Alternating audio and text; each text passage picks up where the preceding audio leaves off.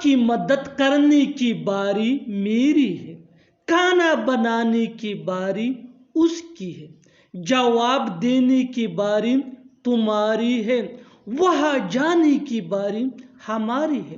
इन जुमलों को गौर से देखो। ऐसे जुमले हम अपने डे टू डे लाइफ यानी रोज़मर्रा ज़िंदगी में ज़रूर बोलते या सुनते हैं दूसरों से। ऐसे जुमले हमें रोज़ बोलने या सुनने को मिलते हैं अपने डे टू डे लाइफ में।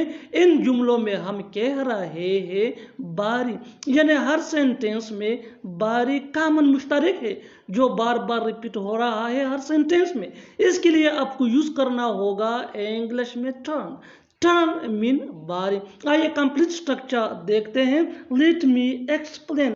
इट इसका शॉर्ट फॉर्म यानी कंस्ट्रक्शन है प्लस पोजेसिव एडजेक्टिव यानी my, your, our, his, her, their plus turn plus to plus V1 यानी first form of verb plus other was.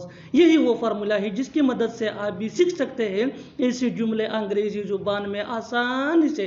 That can be really helpful for you. आगे detail से समझाता हूँ मिसालों से। Here are some example for better understand, so make sure to watch this video till to end. इस video को skip मत करना। अच्छी तरह समझने के लिए इस वीडियो को एंड तक जरूर देखना।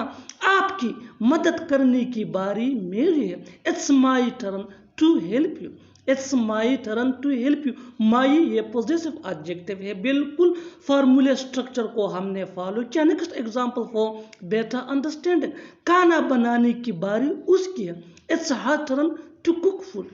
It's her turn to cook food.